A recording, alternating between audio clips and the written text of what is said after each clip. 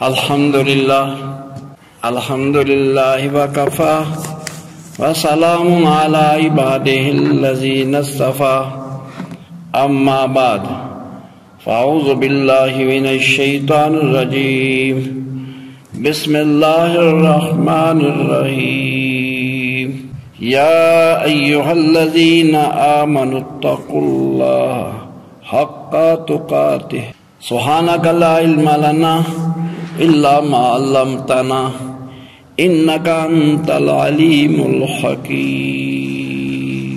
رب اشرح لی صدری ویسر لی امری واحلل عقدۃ من لسانی یفقہوا قولی ان اللہ وملائکتہ یصلون علی النبی یا ایہا الذین آمنوا صلوا علیہ وسلموا تسلیما الصلاة والسلام علیک یا سیدی یا رسول اللہ وعلا آلک واصحابک یا حبیب اللہ الصلاة والسلام علیک یا رسول اللہ وعلا آلک واصحابک یا حبیب اللہ الصلاة والسلام علیک یا سیدی یا رسول اللہ وعلا آلک واصحابک یا حبیب اللہ۔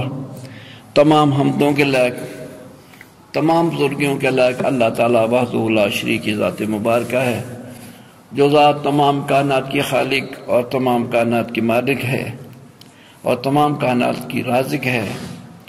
ہزارہ درود و سلام کے نذرانے، صلاۃ و سلام کے تحفے آقا نامدار، مدنی تاجدار، سید المرسلین، خاتم النبیین، انیس الغریبین، رحمت للعالمین کی بارگاہ اقدس میں حضرات محترم، میں نے آپ کے سامنے اللہ تعالیٰ کا کلام پاک لارائے میں سے ایک مختصر سی آیت مبارکہ پیش تلاوت کی ہے۔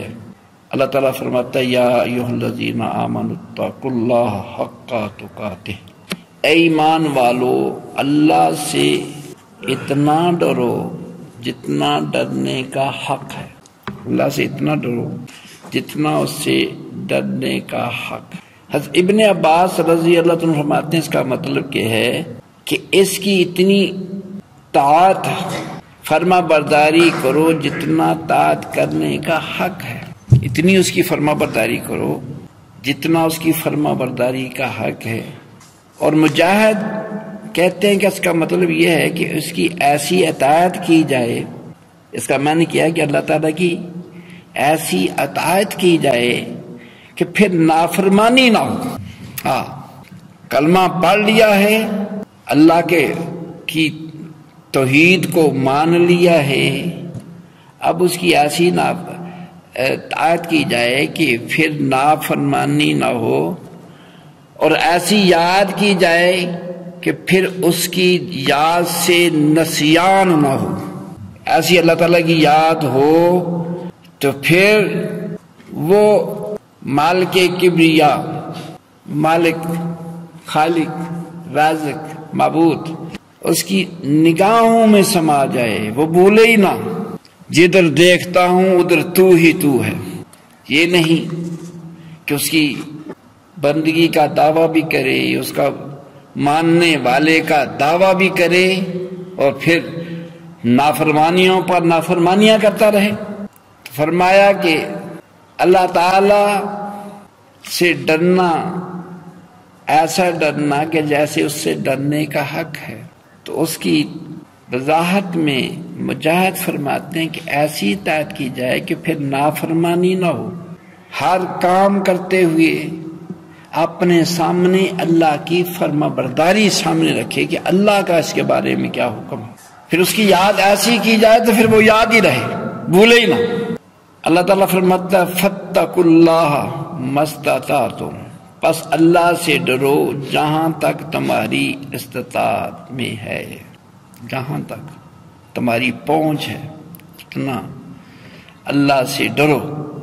امام غزالی بیان فرماتے ہیں قرآن شریف میں تقوی 3 معنوں میں آتا ہے۔ اللہ تعالیٰ فرماتا ہے لعلکم تتقون، روزے تمہارے اوپر اس لیے فرض کیے ہیں تاکہ تم متقی پرہیزگار بن جاؤ نا۔ تو امام غزالی رحمۃ اللہ فرماتے ہیں تقویٰ جو ہے وہ 3 معنوں میں آتا ہے، یعنی شرک سے پرہیز، اللہ کے علاوہ کسی کو اپنا معبود سمجھ کر اس کی عبادت نہ کرے، اس کو اللہ کا شریک نہ ٹھہرے۔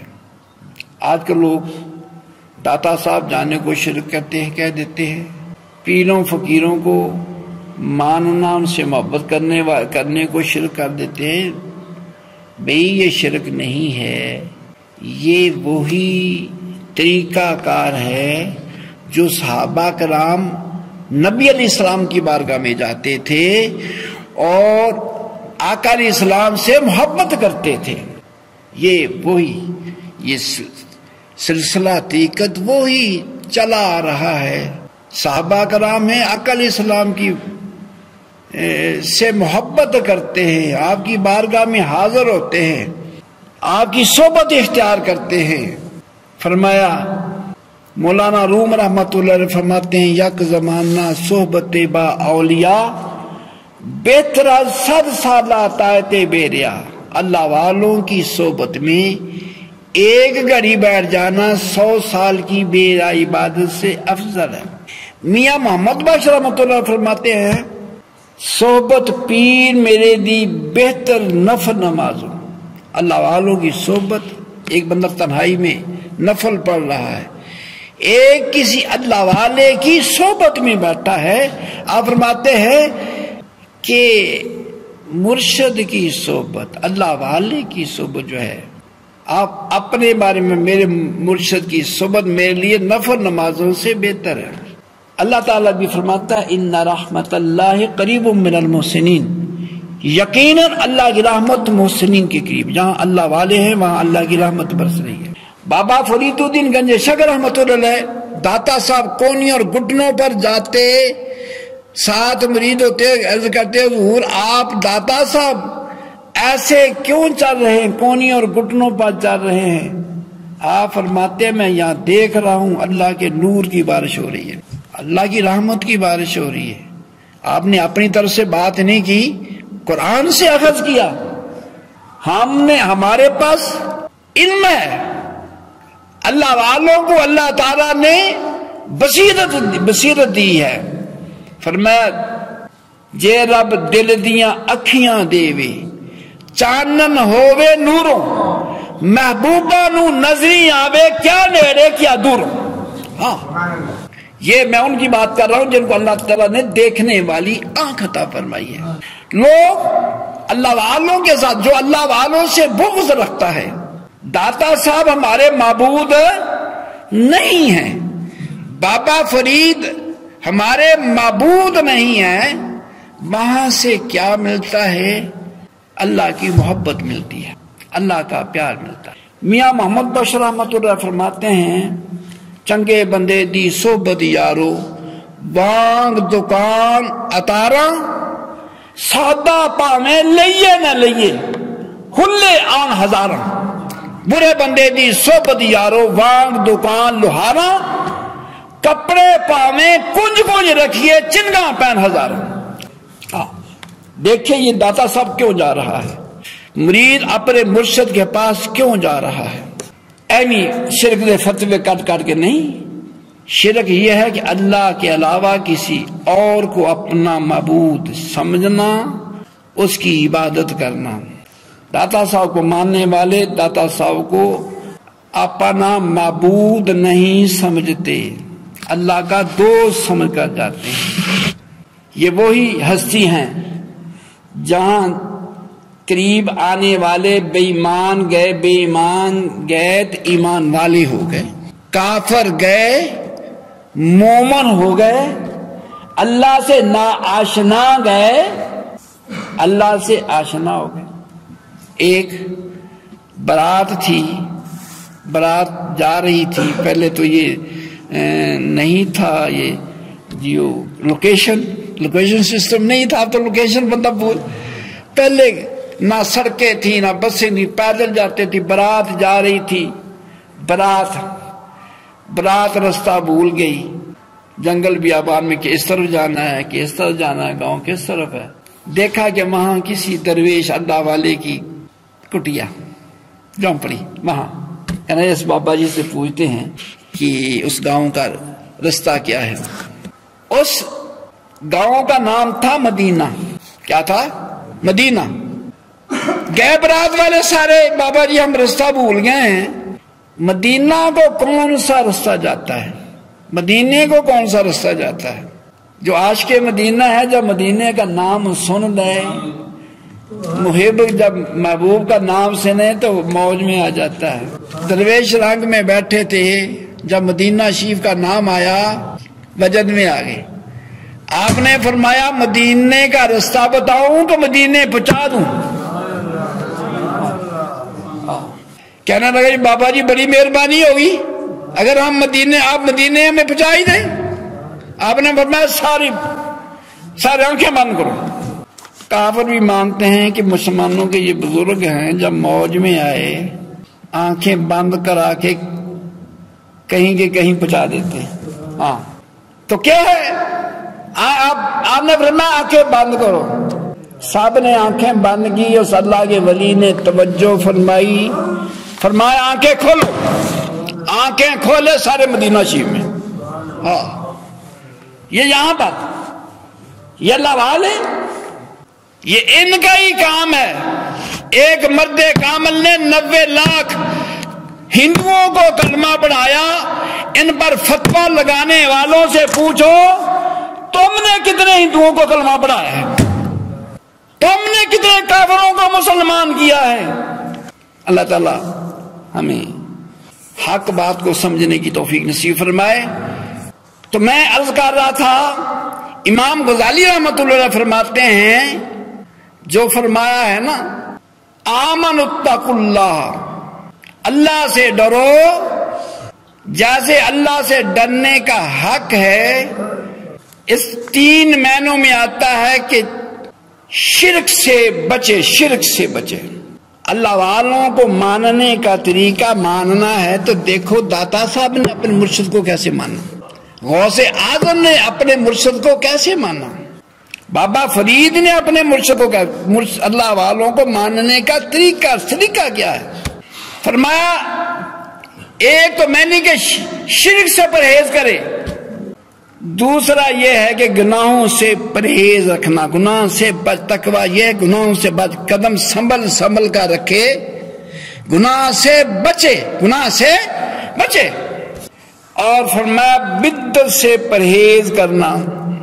کیا ہے شادی تو جو ہمارا شادی کا طریقہ کار ہے اسلام والا نہیں ہے، کافروں والا ہے. ایک مولوی صاحب آتے ہیں، وہ ایجاب و قبول اور خطبہ نکاح پڑھتے ہیں، لیکن خطبہ نکاح کو سننے کے لیے کو تیار نہ سنتا، نہ سننے کے لیے کو تیار، نہ کسی کی توجہ ہے. اللہ کا قرآن سنو، یہ قرآن ہے. جب قرآن پڑھا جاتا ہے فرمایا وَنُنَزِّلُ مِنَ الْقُرْآنِ مَا هُوَ شِفَاءٌ وَرَحْمَةٌ لِّلْمُؤْمِنِينَ. قرآن کو ہم نے مومنوں کے لیے شفا اور رحمت بنا کر بھیجا ہے. قرآن جب پڑھا جاتا ہے اللہ کی رحمت برسنی شروع ہو جاتی ہے، اللہ کی رحمت برس اور شفا. جہاں بیماری ہو شفا آ جاتی ہے. آج کل مسجدوں کے سپیکر بند کرائے جاتے ہیں، جن مسجد والوں کو پتہ ہی نہیں ہے. گھروں میں مریض ہوتے ہیں، بڑے 1.5 پر ہی کالے مسجد کا سپیکر بند کرو تو گھر میں مریض ہے. اللہ، مسجد میں کیا ہوتا ہے؟ اللہ کا قرآن پڑھا جاتا ہے. اللہ تعالیٰ اہل سنت و جماعت کو سلامت رکھے. یہ اذان بھی پڑھتے ہیں، درود پاک خوب پڑھتے ہیں، ہاں نعت بھی پڑھتے ہیں، پہلے درود پاک پڑھتے ہیں، خطبہ بھی پڑھتے ہیں، پہلے اللہ کے محبوب پر درود پاک پڑھتے ہیں، کلام پاک، اللہ کا کلام ساتھ درود پاک. فتوے لگتے ہیں جی مسجد والے سونے نہیں دیتے.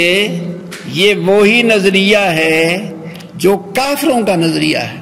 مدینہ شریف میں 2-3 سال پہلے، 2 سال شاید پہلے، ہم گنبد خضرا شریف کے سامنے حاضری نصیب ہوئی، انڈیا کے مسلمان رو رہے تھے بچوں کی طرح، عرض کرتے یا رسول اللہ یہ ہندو ہمیں اذان نہیں پڑھنے دیتے کہ ہماری نیند خراب کرتے ہو، من حرامی حجتا دے، جب من میں حرام ہو، کفر کے جراثیم ہو، پھر اس کو حق بات اچھی نہیں لگتی، قرآن اچھا نہیں لگتا۔ میں یہ کہتا ہوں مسجدوں کے میں جو تلاوت قرآن پاک ہوتی ہے، اللہ کا ذکر ہوتا ہے، اگر مسجد میں اللہ کا ذکر شروع ہو جائے، لا الہ الا اللہ کا ورد شروع ہو جائے، شاید محلے دارے سارے تھانے پہنچ جائیں، یہ مسجد والے سونے دیتے نہیں۔ لیکن شادی حالوں میں جو کچھ ہوتا ہے، ڈول بجتا ہے، پٹاخے چلتے ہیں، ٹھا ٹھا ہوتی ہے، استبازیاں چلتی ہیں، ڈانس ہوتا ہے، بھنگڑے ڈالے جاتے ہیں، خسرے ناچتے ہیں، بڑی دور تک آواز آتی ہے،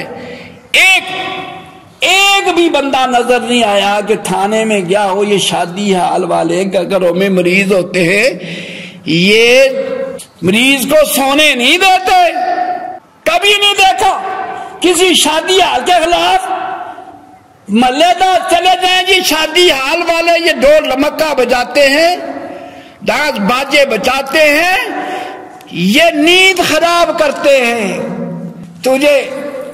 تجھے وہ گانے بجانے، ڈھول دھمکا، وہ ڈانس کی رقص، وہ گھنگروں کی چھاپ جو ہے وہ تجھے پریشان نہ کرے، تجھے پریشان کرے تو اللہ کا قرآن کرے۔ آج ڈاکٹر بھی مان گئے ہیں، جب ڈاکٹروں کے بس سے باہر بات ہو جائے، جب تک اس کے پیسے جھاڑتے ہیں، چھڑا پھیرتے ہیں مریضوں کو، اتنے لاکھ کا بل، جب ڈاکٹروں کی بے بسی ہو جاتی ہے وہ کہتے ہیں اس کو سورۃ الرحمن سناؤ، ہاں سورۃ، ڈاکٹر بھی سورۃ الرحمن سناتے ہیں۔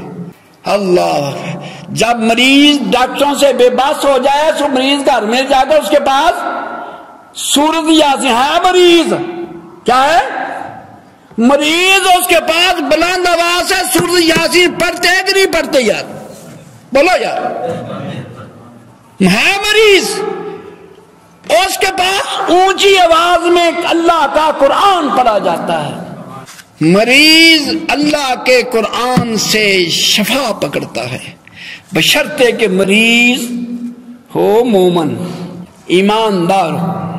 تو میں عرض کر رہا تھا، امام غزالی فرماتے ہیں تقوی، اللہ سے ڈرنا 3 چیزوں میں ہے، ایک تو شرک سے پرہیز کرے، دوسرا ہے کہ گناہوں سے پرہیز کرے، گناہ نہ کرے، اگر بندہ گناہ ملتا ہے تو گناہ سے بچتا نہیں، اللہ سے ڈرتا ہے کہ اس کو رشوت مل رہی ہے 5 لاکھ، کہ نہیں، اللہ سے ڈرتے کہ ٹھکرا دے، اللہ کے خوف نے اس کو رشوت لینے، حرام مال لینے نہیں دیا، بدعت سے بچے، یا اپنی رنگ برنگی جو ہے بدعت دین میں شروع نہ کرے، اللہ اس کے رسول صلی اللہ علیہ وسلم کی تعلیمات پر جو ہے وہ چلے، قرآن و سنت پر چلے۔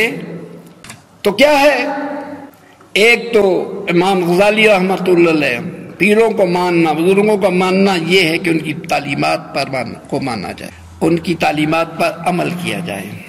گناہ کبیرہ، ایک گناہ صغیرہ گناہ ہے، ایک کبیرہ گناہ ہے۔ نماز کو چھوڑنا گناہ کبیرہ ہے۔ آقا علیہ السلام نے فرمایا من ترک الصلاۃ متعمدا فقد کفر، جس نے جان بوجھ کر نماز چھوڑی، یہ کوئی بہانہ نہیں ہے کہ مجھے کام ہے، کام پر جانا ہے، یہ بھی تو کام ہے نا، ڈیوٹی پر جانا یہ بھی ڈیوٹی ہے، وہ دفتر والوں کی ڈیوٹی ہے، یہ اللہ جس نے تجھے پیدا کیا اس کی ڈیوٹی ہے۔ اقیم الصلاۃ، نماز قائم کرو، جس نے نماز پڑھنی ہوتی ہے وہ ڈیوٹی کے دوران بھی پڑھ لیتا ہے۔ گناہ کبیرہ میں نماز نہ پڑھنا گناہ کبیرہ ہے، شراب پینا گناہ کبیرہ ہے، زنا کرنا گناہ کبیرہ ہے، جو کہ نماز چھوڑنے کو بندہ معمولی بات سمجھتا ہے، کوئی بات ہی نہیں، نماز چھوٹ گئی کوئی پرواہ نہیں ہے۔ جن کا یہ غوثوں کتبوں ابدالوں کا ماننے والا ہے، ان کی نماز تہجد قضا کی شیطان نے کروائی، وہ زاروں قدار رونے لگے۔ تہجد کیوں رو رہے؟ تہجد قضا ہوگی۔ یہ ماننے والا اس کی فرض 5 کی 5 نمازیں قضا ہوئی، اس کو پرواہی کوئی نہیں ہے، اس کے اندر کوئی خوف خدا پیدا نہیں ہوا۔ میں نے اللہ کی نافرمانی کی ہے، میں اللہ کی بارگاہ میں کیا جواب دوں؟ اس وقت زنا کو ایک فخریہ بات سمجھی جاتی ہے۔ زنا کرنے والا اپنے اس کو فخر سے منسوب کرتا ہے۔ غیر محرم کو دیکھنا آنکھ کا زنا، ان آنکھوں سے جن سے یہ بہودہ کام لیتا ہے، غیر محرموں کو دیکھتا ہے، ڈانس دیکھتا ہے، بہودہ فلمیں دیکھتا ہے، قیامت والے دن اللہ تعالیٰ ان آنکھوں میں آگ بھرے گا۔ یہاں کا تو ہم نے اندازہ کر ہی لیا، اس آنکھ میں اگر مٹی کا ایک ذرہ پڑ جائے اتنی نازک ہے، آنکھیں مل کر یہ ساری رات سوتا نہیں، آنکھیں مل کر آنکھیں لال کر لیتا ہے۔ یہ ایک ذرہ برداشت نہیں کرتا، یا کوئی مچھر کا دانہ آنکھ میں پڑ جائے تو یہ حال و بحال ہو جاتا ہے۔ لیکن ان آنکھوں میں قیامت کا دن اللہ آگ بھرے گا۔ تجھے آنکھیں اس لیے نہیں دی تھی کہ تو اس کو حرام کاموں کے لیے استعمال کرے۔ زنا ایک اتنا برا فعل ہے، آج میڈیا کا دور ہے، کوئی اس کو لاو کے مسئلے میں استعمال کرتا ہے، لاو ہو گئی۔ لاو جو ہے یہ انگریزی کا لفظ ہے، ایسے ہی فخریہ بات لاو ہو گئی۔ وہ اس کے اوپر موبائل میں لگا ہوا ہے، غیر محرموں سے باتیں ہو رہی ہیں۔ اللہ تعالیٰ معاف فرمائے۔ یہ اتنا بڑا فعل ہے۔ زانی کے بارے میں آتا ہے دوزخیوں کے اوپر ایک نہایت دوزخیوں کو ایک سزا، جہاں آگ ہے، بچھو ہیں، سانپ ہیں، اژدھا ہے ڈسے گا، وہ 70 گز زمین میں دنس جائے گا۔ اتنا جو اس کو دوزخیوں کو عذاب دیا جائے گا، ان میں ایک سزا یہ بھی ہے کہ ایک بدبودار ہوا چلے گی۔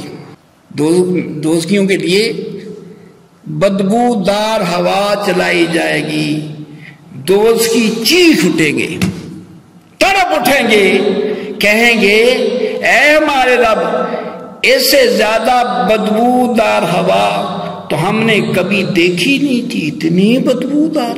یہ دوزخ کے کتنے بڑے بڑے عذاب اس کے لیے ہے، لیکن ایک عذاب یہ ہے ان کے لیے بدبو چھوڑی جائے گی۔ بدبو، دوزخی نفرت کرے گا، بےتاب ہو جائے گا، عرض کرے گا یا اللہ اسی تو پہلے بدبودار ہوا ہم نے کبھی سونگی نہیں تھی۔ ان سے کہا جائے گا یہ زنا کاروں کے جو زانی لوگ ہیں ان کی زنا کی بدبو کی ہوا ہے۔ تعالیٰ معاف فرمایا جو کوئی زنا کرتا ہے یا شراب پیتا ہے، یہ بات بڑی غور طلب ہے، جو کوئی زنا کرتا ہے یا شراب پیتا ہے تو اللہ تعالیٰ اسے ایمان کو ایسے کھینچ لیتا ہے، جس نے زنا کیا، جس نے شراب پی، اللہ تعالیٰ سے ایمان کو ایسے کھینچ لیتا ہے جیسے انسان اپنے سر سے کرتا کھینچ لیتا ہے۔ کرتا تھا، سر سے کھینچ لیا۔ ایک شراب اتنا بڑا جرم ہے اور ایک زنا کرنا اتنا بڑا جرم ہے۔ فرمایا حضرت ابن عباس رضی اللہ عنہ ابو ہریرہ رضی اللہ عنہ سے روایت کرتے ہیں کہ آقا دو جہاں صلی اللہ علیہ وسلم نے ارشاد فرمایا جو کوئی مسلمان عورت سے زنا کرے گا اللہ تعالیٰ اس کے اوپر قبر میں 3 لاکھ دوزخ کے دروازے کھول دے گا۔ زنا کا عذاب، اس نے زنا کیا تو سزا کیا ملے گی؟ قبر میں اس کے لیے اللہ تعالیٰ 3 لاکھ قبر میں 3 لاکھ دوزخ کے دروازے کھول دے گا، ان سے سانپ، ان آگ کے شعلوں سے سانپ بچھو نکل کر اس پر آئیں گے اور قیامت تک یہی اس پر عذاب ہوتا رہے گا۔ اللہ تعالیٰ معاف فرمائے۔ اللہ کی حدوں کو توڑا۔ آقا دو جہاں صلی اللہ علیہ وسلم سے ایک شخص نے عرض کیا یا رسول اللہ مجھے زنا کی اجازت دے دیجیے، میں زنا کر لیا کروں، ایک مجھے اجازت دے دے کہ میں زنا جو ہے میرا مشغلہ ہے۔ تو لوگوں نے یہ سن کر اس کو ڈانٹ پڑائی ہے، چونکہ کہہ رہے ہیں کہنا بڑی بات کر رہے ہیں کل سنگ، انہیں ڈانٹ پڑائی، ڈانٹ تو کیا کہہ رہا کل سنگ کے بارے میں؟ تو آقا دو جہاں صلی اللہ علیہ وسلم سے کہا بیٹھ جا، فرمایا بیٹھ جا۔ آپ نے اس سے دریافت فرمایا کیا تو اپنی بہن کی نسبت ایسا پسند کرتا ہے؟ تو پسند کرتا ہے کہ میری بہن سے کوئی یہ کام کرے؟ آقا دو جہاں صلی اللہ علیہ وسلم نے فرمایا، اس نے کہا اللہ کی قسم ہرگز میں نہیں چاہتا میری بہن کے ساتھ کوئی ایسا فعل کرے۔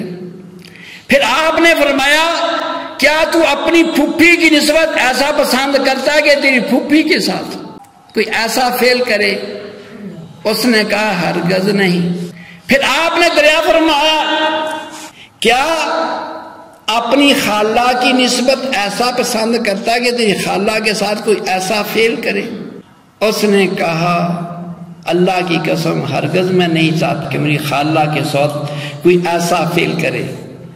اس کے بعد آپ نے اس کے اوپر اپنا ہاتھ رکھ کر فرمایا اے اللہ اس کے گناہ بخش دے، اس کے دل کو پاک کر دے اور اس کی شرمگاہ کو محفوظ رکھ، زنا سے اس کی شرمگاہ کو محفوظ رکھ۔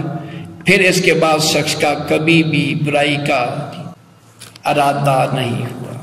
حضرت موسیٰ علیہ السلام نے جب بڑے جہازوں سے جنگ کرنے کا ارادہ کیا تو بلعام بن باور کی قوم نے اس سے کہا کہ موسیٰ علیہ السلام کے پاس تو بہت لشکر ہے۔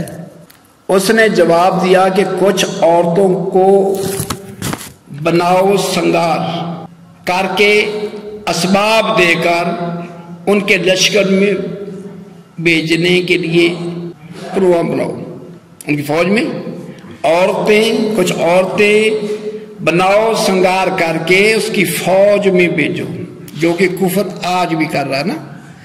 دفتروں میں عورتوں کو بھرتی کیا، لڑکیوں کو بھرتی کیا، آخر کی ضرورت کیا تھی؟ ہمارے حکمران ایجنٹ ہیں کفر کے، جو یہ ہمارے حکمران نہیں ہیں، یہ تابع ہیں کفر کے۔ جو کفر کہتا ہے ایک لڑکا ایسا کر کیا غیر محرم، تو اس نے کہا کہ موسیٰ علیہ السلام کی فوج میں عورتیں بناؤ سنگار کر کے کچھ ان کے اندر کوئی اسباب دے کر ان کے لشکر میں بھیجے، وہاں پر وہ بیچیں، کافیاں بیچ رہی ہے، کوئی چیز بیچ دی بھئی ہے، ہوٹلوں میں ہے نا کھانا دینے کے لیے نوجوان لڑکیاں اس کو بناؤ سنگار کر کے وہ کھانا پیش کرتی ہیں، اور کہہ دو کہ ان لوگوں سے کسی بات پر روک ٹوک نہ کرتے، تمہیں کوئی چھیڑے کوئی انگل لاوے تو تسی ان روک ٹوک نہیں کرنا کہ تم میں چھیڑیا کیوں، خود کر دینا۔ اگر ان میں سے ایک بھی زنا کر لے گا، ایک بھی بندہ پھسل گیا پوری فوج میں، یہ اندازہ کیجیے پوری فوج میں ایک بندہ بھی پھسل گیا، ایک نے بھی زنا کر لیا تو کافی ہے ان پر قابو پانے کے لیے. اگر ایک بھی ان کا فوج کا شخص زنا کے لیے تیار ہو، اس نے زنا کر لیا، تو پھر ان کو فتح کرنے کے لیے، ان کو نیچا دکھلانے کے لیے اتنا کافی ہے ایک نے زنا کر، اتنی نحوست. تو انہوں نے ایسا ہی کیا. پھر اللہ تعالیٰ نے موسیٰ کی قوم پر طاعون کو بھیجا، طاعون کی بیماری کو بھیجا. تو اس وجہ سے ایک روز میں 70,000 لوگ مر گئے. یہ ہمارے بھی جو کرونا اینڈ کمپنی، کبھی یہ ڈینگی، کبھی ہیضہ، کبھی ایسی جو آفتیں آتی ہیں، کوئی ہمارے اعمال کا بھی نتیجہ ہے. موسیٰ علیہ السلام کی قوم پر یہ ہوا کہ 70,000 لوگ ایک روز میں مرے. فرمایا جب کسی قوم میں بے حیائی پھیلتی ہے تو اس میں طاعون پھیل جاتا ہے. یہ مختلف بیماریاں ایک ہمارا یہ بھی ہے کہ یہ ہمارے اعمال کا نتیجہ بھی ہے. جو اتنی بیماریاں پتہ ہی نہیں چلتا، تو یہ بھی اللہ کی گرفت کا ایک ذریعہ ہے کہ ہمارے اعمال. فرمایا جب وہ ناپ تول میں کمی کرتے ہیں تو ان پر قحط آ جاتا ہے. ناپ تول میں کمی میں کیا سزا ملتی ہے؟ قحط آ جاتا ہے. اور بادشاہ ظالم اٹھانا پڑتا، اس کے اوپر بادشاہ ظالم جو ہے وہ ظالم اس کے اوپر مسلط ہوتا ہے. اور جب زکوٰۃ نہیں دیتے تو بارش بند ہو جاتی ہے.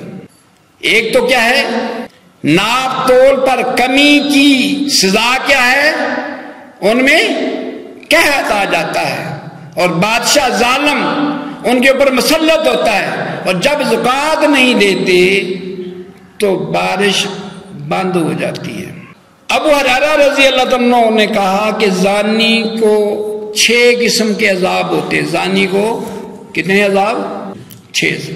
3 دنیا میں ان کی عمر کم ہو جاتی ہے، ان کے اوپر محتاجی زیادہ ہو جاتی ہے، محتاج بن جاتا ہے زنا کی نحوست سے. چہرے کا نور ختم ہو جاتا ہے، زنا کی نحوست سے چہرے کا نور ختم ہو جاتا ہے. اور فرمایا زنا کی 3 نحوستیں آخرت میں ملے گی. اللہ تعالیٰ اس سے ناراض ہوگا. کیا ہے؟ اللہ تعالیٰ کتنی بڑی بات ہے کہ اللہ اس سے ناراض ہے. حساب کی اس کے اوپر سختی ہوگی، سختی سے اس کا حساب لیا جائے گا. اور تیسری سزا کیا؟ مدتوں دوزخ میں پڑا رہے گا، مدتوں، سنوائی نہیں ہوگی. اللہ تعالیٰ ہمیں اس عمل بد سے محفوظ فرمائے. فرمایا وَلَا تَقْرَبُوا الزِّنَا إِنَّهُ كَانَ فَاحِشًا. زنا کے پاس نہ پھٹکو، وہ تو نیری بے حیائی ہے. بات اس وقت یہ زنا عام ہو چکا ہے مسلمان، لیکن اس برائی کو برائی سمجھتا ہی نہیں ہے. مسلمان دین کے خلاف چلنا فخر محسوس کرتا ہے. حکم ہے عورتیں اپنے ٹخنے ڈھک کے رکھیں. عورتوں کے لیے کیا حکم ہے؟ ٹخنے ڈھک کے رکھیں. مرد کے لیے حکم کیا ہے؟ ٹخنے ننگے رکھیں. اب اندازہ کیجئے، عورتیں اپنے ٹخنے ننگے رکھتی ہیں، ان کی شان کے خلاف ہے کہ ان کے ڈکنے، ان کے ٹخنے جو ہیں ان کے اوپر پہنچے آجے ڈھکے جائیں، وہ اپنی بے عزتی محسوس کرتی ہیں. اور مرد اپنے ٹخنے ڈھک کے رکھتے ہیں. مرد کے لیے اس کی شان کے خلاف ہے کہ اس کے ٹخنوں سے پہنچے اوپر ہو جائے. نہ جانے ہو کیا ہے. اسلام کی مخالفت میں فخر کرتا ہے اور اسلام پر چلنے میں اپنی بے عزتی سمجھتا ہے. اللہ تعالیٰ میں اپنے اور اپنے پیغمبر صلی اللہ علیہ وسلم کی تعلیمات پر چلنے کی توفیق نصیب فرمائے.